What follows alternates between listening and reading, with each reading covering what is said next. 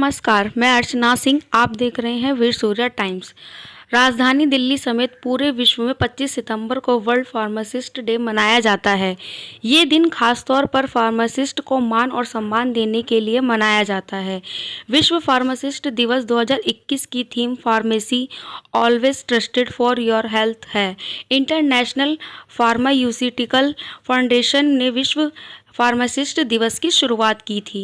अपनी समस्या प्रशासन के सामने ना रखकर हम प्रशासन से उम्मीद करते हैं कि भाई वो इसमें हमें सहयोग दे, हमें अपनी सेवाएं देने में सहयोग करें। और यही अपेक्षा करके हम प्रशासन से बार बार कहते रहते हैं कि भाई हमारे जो भी है, जैसे हम फार्मेसी में हम कैसे डेवलपमेंट करें, कैसे करें। देखो, वैसे तो जब कोई पेशेंट आता है, कोई पेशेंट हॉस्पिटल में आया है, तो वो जब उसको डॉक्टर देख लेता है, कोई भी देख लेता है, तो दवाई नहीं मिलेगी तो कहेगा, मतलब दवाई मिलेगी नहीं तो कहेगा दवाई नहीं मिली आज। कुछ भी स्ट्राइक, नर्सिस की स्ट्राइक होगी, डॉक्टर्स की स्ट्राइक होगी, आज दवाई नहीं मिली। तो पेशेंट को दवाई का अहम रोल होता है। डॉक्टर ने दवाई लिख दी है, तो जब तक उसको भली बात नहीं समझाया जाएगा भाई एक बार लेनी है, 2 बार लेनी है या किस चीज़ से लेनी है, तो पेशेंट को दवाई का कोई असर नहीं है। और 100% इफेक्ट उसके मतलब जो फार्मासिस्ट काउंटर पे बैठा है उसके बिहेवियर से उसको 100% बेनिफिट मिलता है। अगर हमारा बिहेवियर बढ़िया होगा तो पेशेंट को दवाई लेने में आराम रहेगा और वो जल्दी रिकवर करेगा। टीम को आप क्या मैसेज करेंगे एक साथ? मैं यही अपनी टीम को यही मतलब विश करना चाहता हूँ कि भविष्य में भी हम अपने पेशेंट्स को भली बात ही ऐसे ही सेवा देते रहें।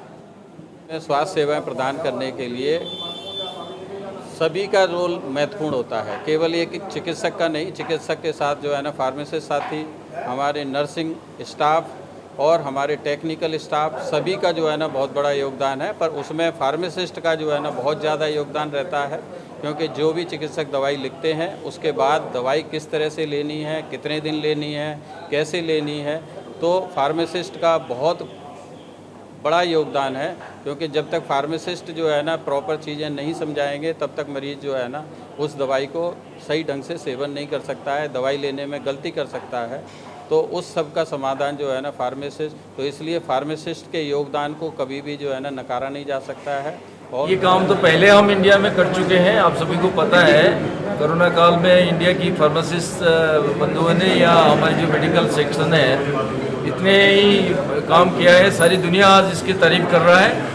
इनकी जो है टाइमली ये अपनी सेक्रीफाइस या अपनी त्याग और अपनी भावना, अपनी साधना की वजह से हम जो है मिलियंस ऑफ लाइफ को सेव करने में सक्षम रहे। फार्मासिस्ट जो है ऐसा कम्युनिटी है जो दवाइयों का निर्माण करती है, निर्माण करने के बाद उसको स्टोर करती है, उसको आगे एक जगह से दूसरी जगह पहुंचाना है, उसकी जिम्मेवारी लेते हैं। फिर सबसे मेन महत्व है उसका कंज्यूमर हमारा पेशेंट। हम पेशेंट को जब दवाई देते हैं वो दवाई को सही जगह पे रखें, सही तरीके से प्रयोग करें, उसमें जितनी भी सावधानी बरतनी है उनको बरते, ये हमारे लिए बहुत ज़्यादा आवश्यक है। और उसमें हमारा काम है कि हम लोगों को बताएं कि जी आपके पास जो दवा गई है वो उसको आप इस तरह से इस्तेमाल करें।